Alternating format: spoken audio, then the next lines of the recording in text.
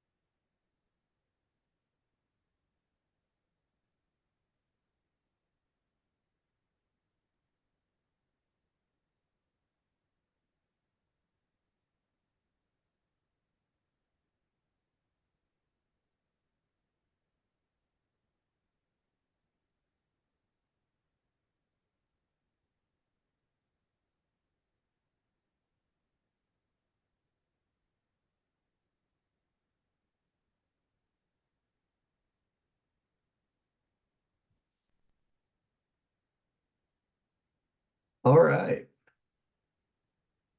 Good afternoon, and welcome to today's webinar, Cloudy with a Chance of Savings, Infrastructure as a Service, where we will take a deep dive into Michigan's Gold Cronin Award-winning project. Thank you for spending your time with us today. We're glad you're here. For those of you that joined us at annual conference, you were able to learn about this award-winning project. But today we're very excited to be bringing it to a broader audience. You can read the project submission at NASPO.org under the Cronin Awards tab. This is the first webinar in this year's Cronin webinar series, and you can register for the others by visiting NASPO.org and clicking on the Events and Webinars tab. Before we begin, I'd like to take a moment to explain the format of today's webinar. All attendees are muted. You can enter comments and questions in the chat box. If you would like to ask our presenter a question directly, you can type it into the Q&A box at the bottom of your window. Questions may be addressed during the presentation or during a Q&A session following the presentation. At the close of today's presentation, you'll be asked to complete a very brief questionnaire. Your feedback is very valuable to us here at NASPO. And so today's presentation is good for one contact hour for your continuing education needs. To get your certificate, simply complete the questionnaire following the presentation. My name is Chadwick Stevens. I'm a research manager here with NASPO, and I'm very pleased to introduce our speakers today. I'm honored to have with me here Simon Baldwin and Matt Weiss.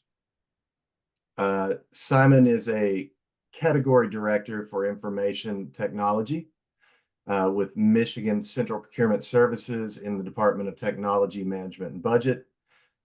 He has 10 years of state procurement experience in the IT sector. Matt is a category manager for information technology with Michigan Central Procurement Services in the Department of Technology Management and Budget, and he has 6 years of state procurement experience in the IT sector. So we're very happy and excited to have you here with us. And with that, I will turn it over to you, Simon. Thank you. Let me get to the next slide here. So as Chadwick mentioned, we want to keep this pretty organic. So if you have any questions, we're happy to answer those while we're talking about the relevant slide. But we're going to get started with the goal and background. So the ultimate goal was to increase competition for our cloud hosting. So prior to this initiative, the state of Michigan held just one contract for state-managed cloud infrastructure, and that was with Microsoft. And then all applications hosted in any other cloud tenant were independently negotiated as a part of each solution contract. And hosting was commonly managed by the implementer or configured by the implementer. And this required a lot of work to repeatedly negotiate these terms for each solution. for both the hosting, the software, and the professional services. Uh, Terms and conditions for hosting were at times inconsistent and contained under multiple contracts. There was also no centralized way of managing how our applications were being hosted by our cloud service providers. And finally, the state was often limited to where a solution could be hosted based on the proposal of the implementer and/or software provider. So when bids were received, they would identify one cloud service provider, and we may be stuck with that cloud service provider versus having the ability to pick. So any initial questions on kind of the background?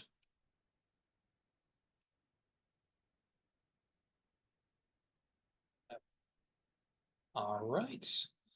So kind of next up, so we in defining the scope or solving this problem, this effort took significant time to define what we were looking for from these vendors. We talked through a lot of how broad we wanted to make the scope of this solicitation, but ultimately decided to limit the solicitation to those vendors who owned their own infrastructure. And this would allow the state to hold a contract directly with a cloud service provider and remove any potential overhead from a reseller. This was a collaborative effort to land on this scope with all areas of IT with the state of Michigan, but was championed by our CTO's office. Yeah, so after we completed the solicitation and went into or completed the evaluation stage of the solicitation and narrowed down to who we were going to negotiate, things became very interesting because, as I'm sure many of you can understand, negotiating with some of these large cloud service providers, they're not very flexible in their negotiation or willing to change their terms. And they have standard terms they hold everyone to. So after a number of rounds of going back and forth with them, we came up with the idea of creating an addendum, or what you could call a negative contract. This addendum sits over top of each CSP's standard terms and covers things, high-level things such as indemnification, limitation of liability, data security, and all those high-level things that the state requires to get a secure contract. Anything that it doesn't cover remains the same. So if we do not touch upon a particular subject in that addendum, the cloud service provider's terms take precedence. And so by doing that, we were able to make those addendums very consistent, except for small tweaks in maybe the phrasing of something, because no two lawyers are ever going to be consistent. But the spirit of what are in both of those addendums is almost identical and allows us to place them on equal footing when we go to use them.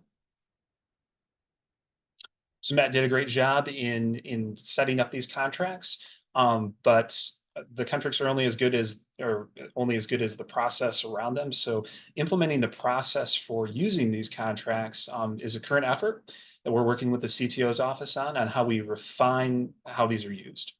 So we are standardizing the justification for the use of infrastructure as a service contracts that include technical reasoning as well as considerations for cost. So we pull this information from the vendors within the program and then make an informed decision to leverage those existing contracts.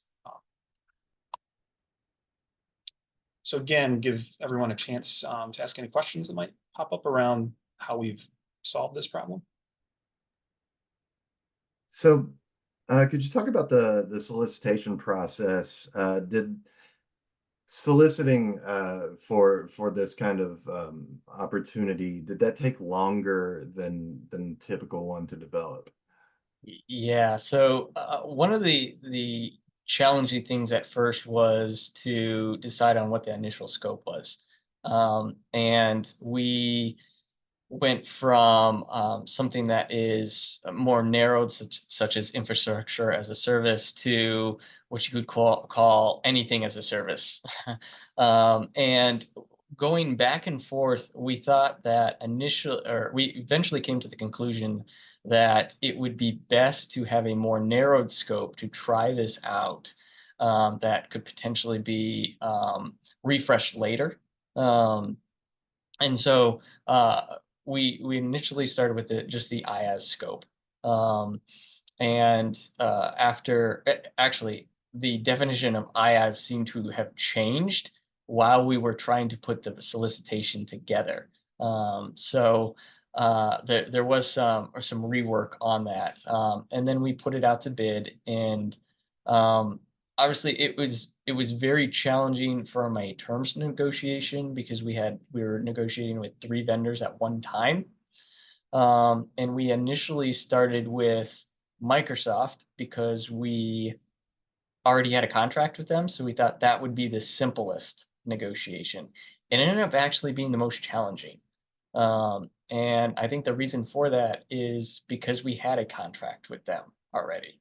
So I would say the other 2 vendors that passed technical, which were Google and AWS, seemed to be very hungry, and so therefore very willing to kind of work with us on this new conceptual idea of an addendum. So we ended up working. I think we pivoted to working with GCP, who helped us develop this idea of an addendum and worked through a lot of it. And then a lot of those same concepts we went to AWS with, and because Google had agreed to many of them, AWS figured out ways to also agree. So I think the total negotiation process took 2 years, but a lot of that was, I think, spent pivoting from using our standard terms and conditions to creating this addendum. So while the negotiating the addendum itself took time, I would not say that took the full 2 years. It was more figuring out the mechanism that would work best for between us and the CSPs. Great, thank you.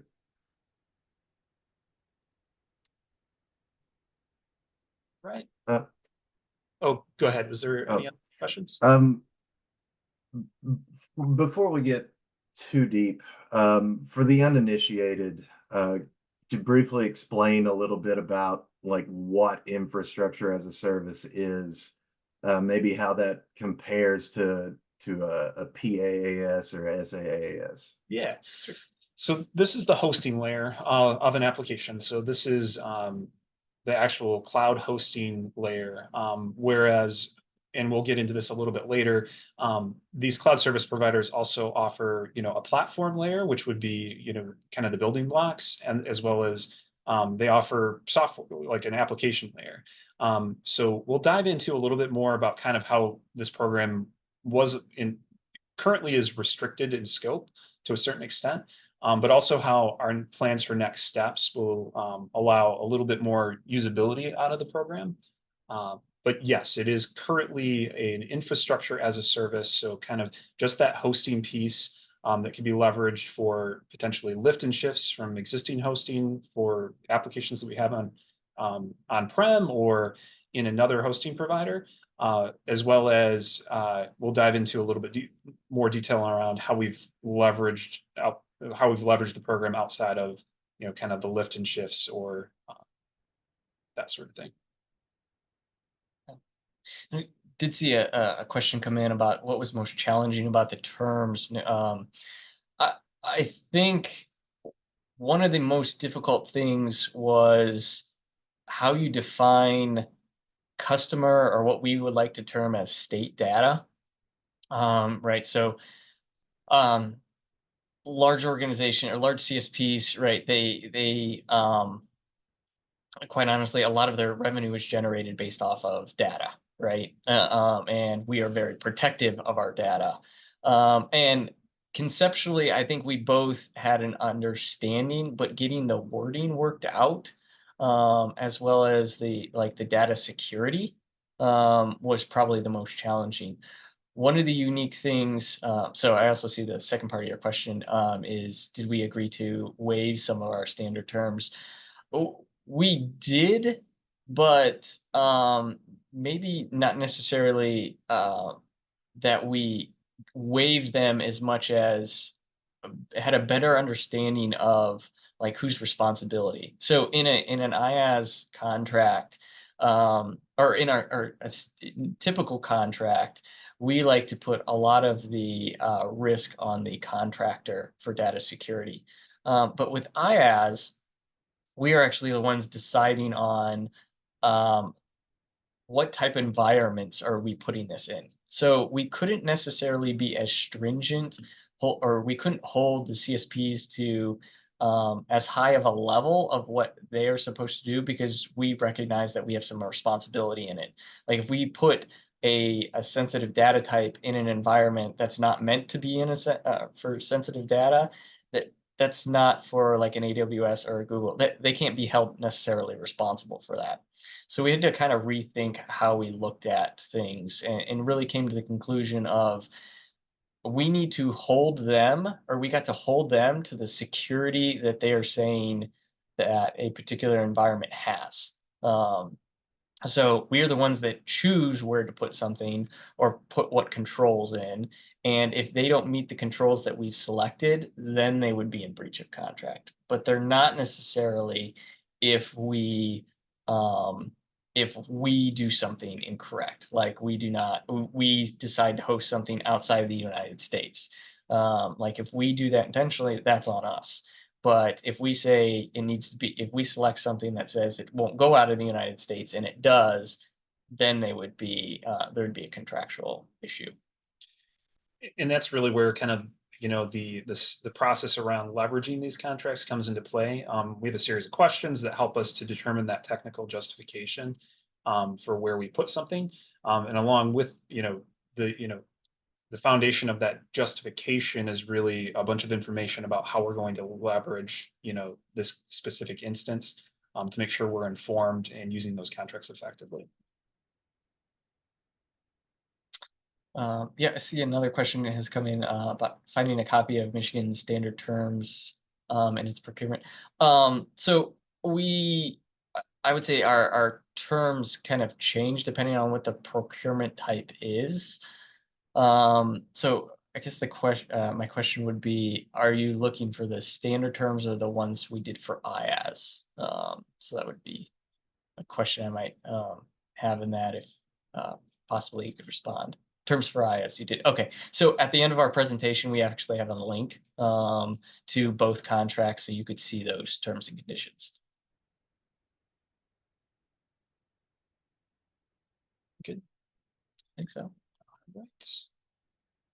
All right, so as Simon alluded to previously, just getting the contracts in place it isn't going to be successful without a very locked down process internally for how we use this program. So throughout this whole process, we very much worked with our CTO's office. We were very intentional about not allowing our agencies to actually use the program. Everything has to flow through the CTO's office, which would act as like a single point of contact or single point of engagement. And therefore, we could build that experience into the CTO's office as well. One of the things that our CTO's office has been working towards is called our Cloud Smart Intake. So we want to be able to take a look at, would a solution best fit in the state's own hosting environment or in one of our CSPs? And so we have a process and a form where you basically an agency customer would come to the CTO's office, detail out what are their needs from a technical standpoint, and then we can quickly look at, okay, does this make sense to host in one of the state's 3 CSPs or in its own hosting environment? And there are various reasons why you use one over another. I would say not all CSPs are equal on everything. Some CSPs are better for in one technological standpoint or another. And the same thing with using the states on premise. So once we look at where something needs to go, we still need to fulfill our procurement solicitation guidelines. And we do that through a justification process to decide who wins, essentially it is deployed. And we use a form that that maybe some of you have heard. It's called an ADR, or an architectural decision record. And the criteria for that or in that include what features are you looking for, what integrations are necessary, what development knowledge does a team already have, what service levels are provided by a CSP or our own state hosting environment, the risk profile, the cost, and you have to evaluate each of the CSPs along with our state hosting environment. And that ultimately flows into a decision. Now, we've helped develop this justification process, but we aren't necessarily, central procurement isn't necessarily involved in it. So this is all something that the CTO's office can do, which allows them to then quickly spin up and downturn environments in any of our CSPs, which gives them a lot of flexibility and a lot of speed, because that's kind of what they were mostly looking for. It doesn't mean that we don't have oversight into it, because we can always go and look at these justification documents to see if there are any issues. But it really meets the needs of our technical partners. So in answer to the question of who wins, it's really the state who wins in this, because we know that we can constantly be competitive on price, but also meeting our needs, which is just as important.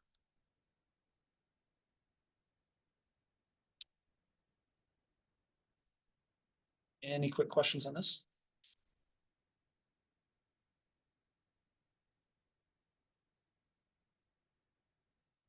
Right.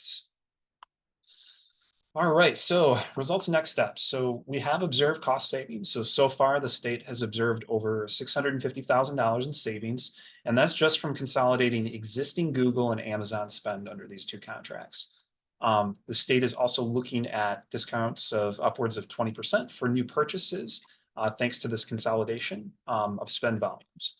The state has been able to leverage these contracts when awarding contracts with implementers proposing Google and AWS hosting. We'll get into this a little bit more later, but when a vendor proposing an application, a solution to us, points or suggests Google or AWS as their hosting provider, that this saves us a lot of time, and has ensured that all instances of AWS and Google hosting have consistent and favorable terms and pricing.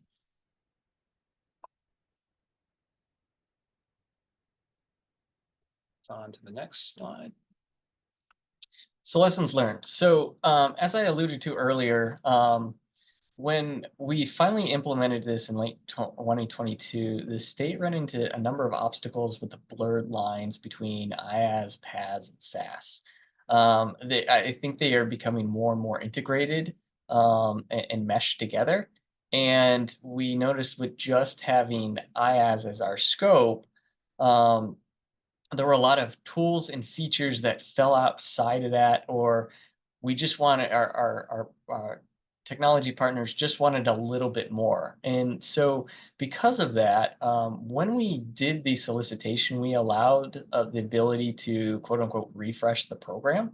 And so this past December, we put out a new bid to refresh our our IaaS program, which is now our cloud services program. So the deadline actually for that solicitation is in early February. And it's essentially upgrading the program to allow additional vendors to get in. So this gives everyone another shot. But it also expands the scope to allow for both PaaS and SaaS. And once in place, we intend to write even into our future solicitations the ability for vendors to leverage our existing IaaS, PaaS, and SaaS contracts. And this kind of has a twofold benefit to us. First, terms and conditions would already be negotiated for software, and we only need to work with vendors or bidders on professional services, which are much easier to negotiate than our terms that involve software and hosting. And secondly, by utilizing our own contracts, the state can consolidate spend, which will lead to larger cloud commitments and ultimately discounts.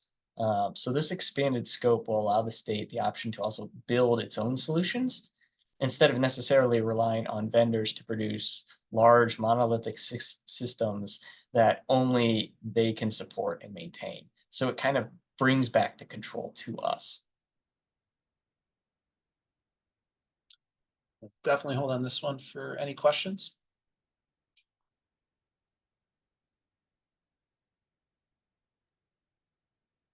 Could you tell us a little bit about what the technical evaluation process was like on the original IAAS solicitation?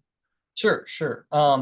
We actually did quite a bit of research in this area, and as I talked about, it was difficult to define what we meant by IaaS, and we didn't strictly limited it to IaaS, but it was IaaS with services that helped support it, and so one of the things that we took a look at was a Gartner report actually that had a lot of good content that helped us to write requirements.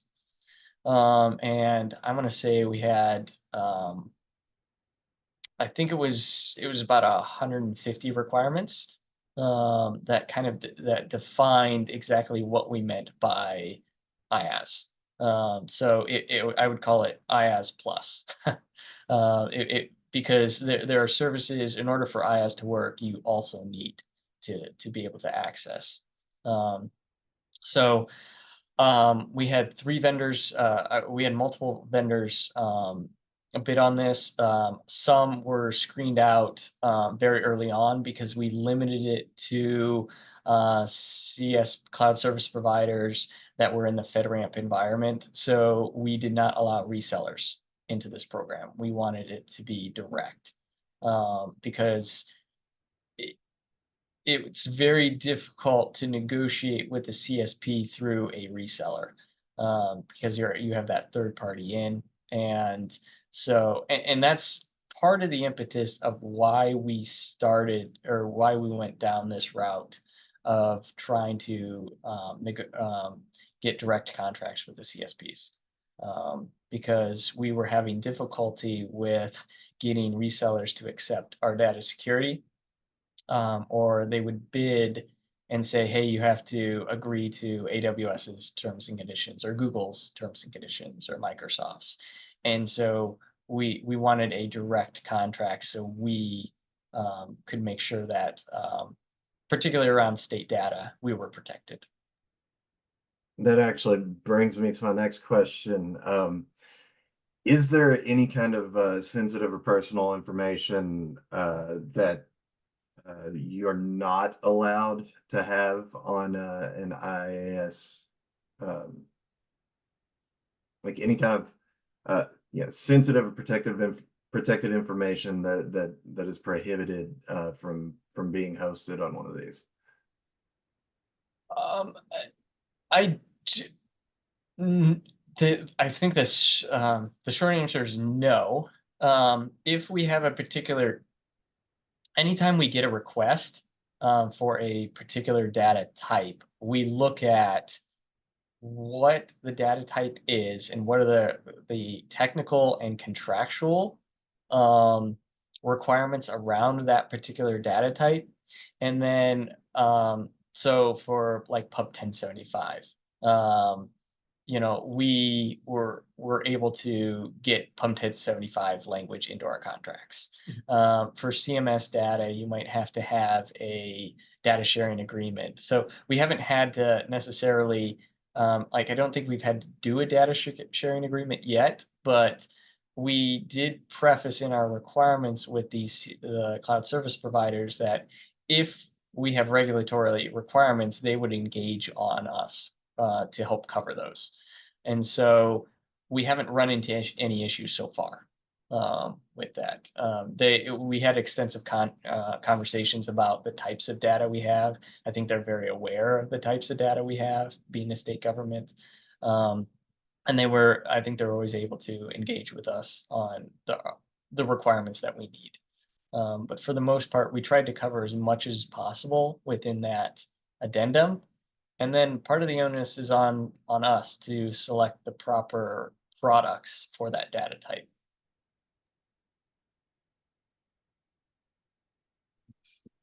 So you mentioned that the initial run of this, you had awarded two suppliers. So with the refresh, you talked about giving others a chance, an expansion. Are you looking to potentially award more than two?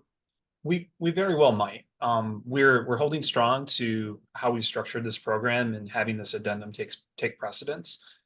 So we're hoping that we can incentivize other vendors. That being said, we've been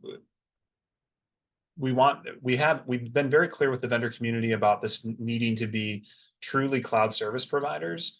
And with this expansion, that's including all layers, so it's including PaaS and SaaS as well.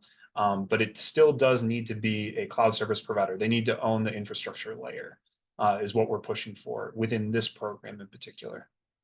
Yeah, Anything to add on that? I think we're always open to. I mean, it works better when we have multiple vendors because it introduces more competition, and that's really why this was successful.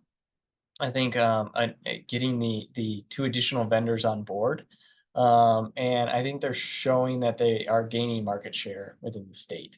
We've been able to work with them in ways we never have been before, and that helps reduce costs. But it forces the vendors to be a little more honest with us, I guess you could say, because if we hear something from one vendor, we can go and ask the other. And so they know that we are talking to multiple vendors, always talking to multiple vendors, and it just introduces an element of, I think, clarity for the state.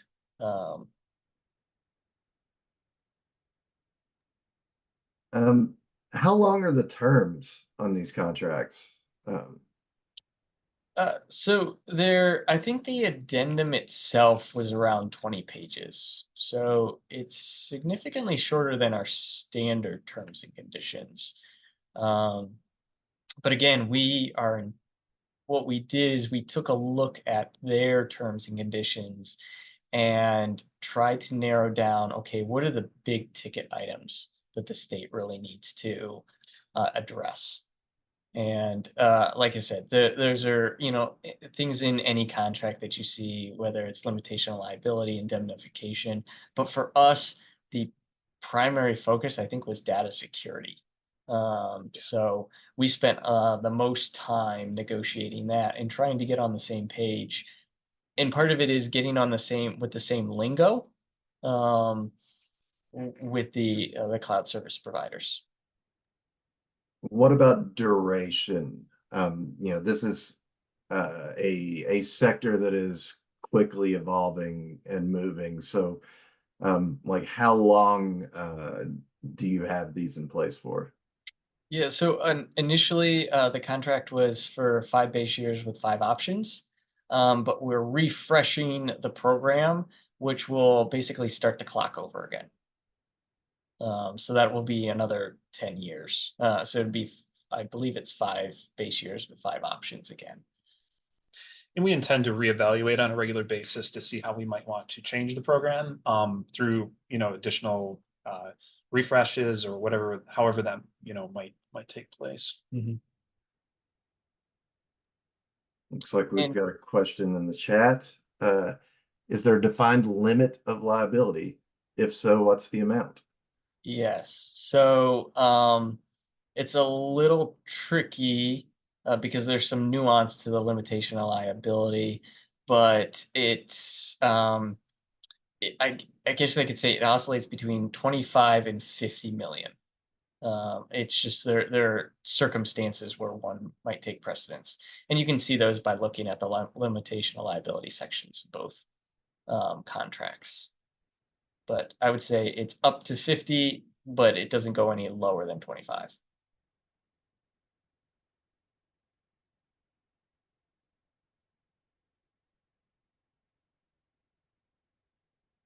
Right, we'll shift to, we have one more slide and then some time for additional questions if they pop up. So we did want to communicate to everyone that we do have, this was competitively bid, and we do have our My Deal language in the contract, which offers extended purchasing to other states, local units of government, school districts, universities, community colleges, and nonprofits, nonprofit hospitals, sorry. And then we did include the links here as well, but we're happy to, share these contracts and also share the results of our refresh to the program, as well as if you have any questions around kind of our extended purchasing or how you could potentially leverage any of these contracts, feel free to reach out to us and we'll get you connected so that you can get the information you need.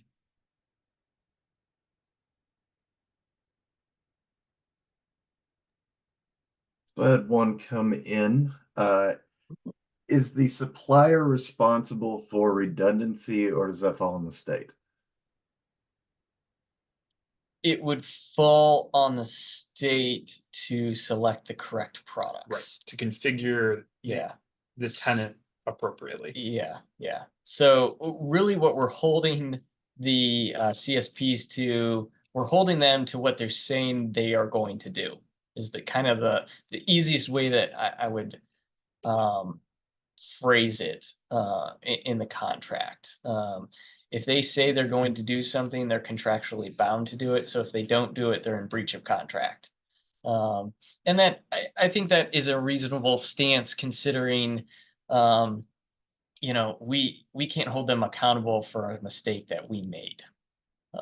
So if we don't put redundancy in, and that's our expectation, we can't expect them to have done that for us.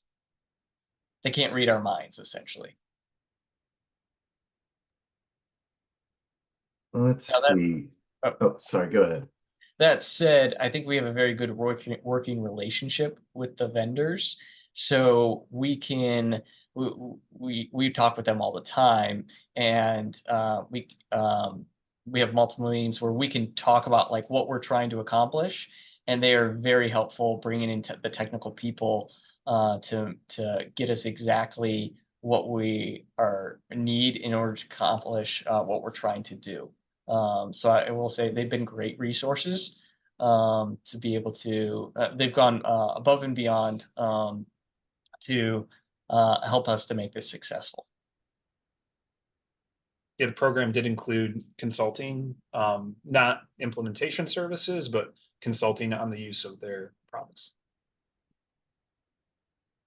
Are there statutes or regulations that gave you the authority or the ability to negotiate with multiple suppliers simultaneously on the same opportunity?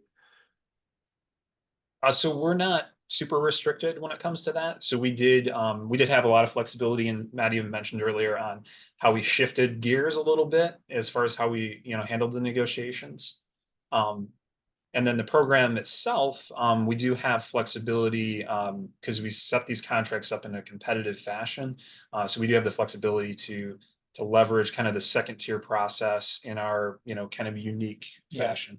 Yeah. So when we published the RFP, we actually put language in that talked about we are looking for one or multiple CSPs. So we wanted the industry to know that they could tell that we were looking for more than just one.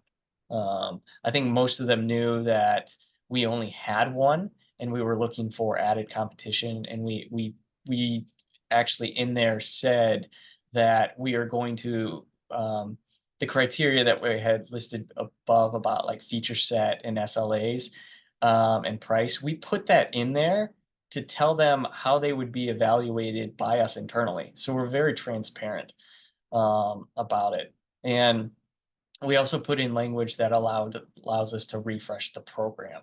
So by being upfront with all the vendors, I think they knew that they would constantly be competing with each other. And that was extremely helpful.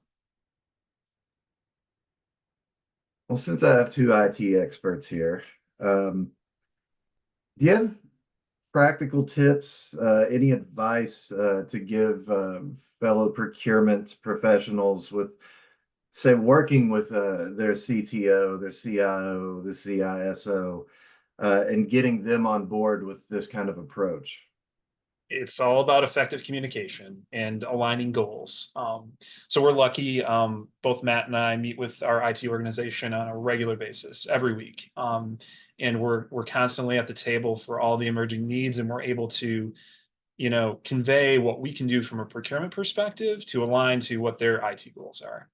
So we're very lucky in that respect, and we're also very, very connected with our AG's office to help us figure out how we can navigate, the legal aspects of a program such as this or anything else in IT. So, yeah, I think we're pretty lucky in being structured the way we're structured. I think it was really about aligning goals, particularly in this one. Our CTO's office was their biggest difficulty is, how do we get to our need as quickly as possible because technology is changing, or we want to experiment with something. We don't necessarily want to be in a long procurement process to get to it because it might not even work. And from our perspective, we don't have necessarily the bandwidth or the number of buyers to meet all their needs constantly. And so we tried to put our heads together to figure out, okay, how can we create a fast procurement vehicle that also is competitive? And so that's why we worked with them to develop the solicitation, but also the process for how, I guess you could call it, the second tier works. How do you select the ultimate vendor that gets that piece of work? And so we're in constant conversations about how we develop that process, who can view that process. If there are any red flags, we can go straight to their leadership, and I think we are both on the same page about um, really wanting to get the best vendor. Not necessarily the easiest vendor, but what is the best solution? And so that alignment has really helped us. You mentioned getting them a solution quickly. Um, Could you estimate the amount of time saved for per procurement, per purchase on the use of this program? Just we've experienced, we could probably share like what we've experienced so far. So we have had a couple of bids that have come in where they're pointing to, wanting to host an AWS, and just on like those standalone solicitations where we would have previously had to engage with the implementer, our software provider, and then, through them negotiate an AWS, tenant. I would say it's a large amount of time, Yeah, I mean, 100 hours, maybe. yeah, I mean, our procurements, like a large procurement can take 6 to 9 months, right? For us sometimes. And um, we can spin up an instance in really with the justification process, probably within a few days, even. So it really significantly reduces it for our partners. Looks like we've got a couple of questions came in through the chat. Uh, do you contemplate conducting a similar procurement that includes resellers? So we have several programs in place, including a program for the purchase of software through resellers. What we want to be kind of careful of, especially when it comes to this, is I don't want to have multiple programs that have a substantial overlap. So this infrastructure as a service that will be expanded out through this refresh is really intended for this, for this use case, for the purchase of anything that's, cloud native within a CSP, and kind of the building blocks of that solution. So I don't anticipate that we would have anything just exactly for CSPs through resellers. However, integrators still need to be brought in, implementers, and then additional potential ancillary software products and services. And we do anticipate leveraging resellers for those pieces. Yeah. So I see the next question about who takes on implementation responsibility, CSP, the state, or third parties, or a combination of all three. Yes. I would say yes. It depends on the situation. So sometimes there's, we spin up the environment ourselves because it makes sense to. Other times we need to work with the CSP because we don't know how to do something, and they work with us. And then as far as the third parties, yes. So let's say we bid something out and an implementer says, "Do you know what? I want to develop a Google solution and put it in the state's environment." Then they could take part in standing up in that environment, but ultimately we would have the control over it. We'd have the keys. Yeah, and kind of the flip side of that is if, Matt mentioned it, if we go out to bid, we find an implementer and then pick the solution. So the future of this, we also anticipate being able to do that technical evaluation that Matt talked through, pick the solution, and then we do also have, we could then do an independent implementation bid, but we do also have an IT staff augmentation program that we've leveraged for some of these projects, where we could go out and have kind of a fast track avenue to pick up an implementer for somewhat smaller projects. Yeah.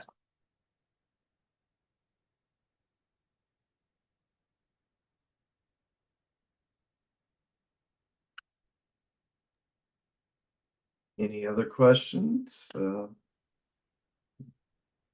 Feel free. Don't be shy. Put them in the chat. Put them in the Q&A.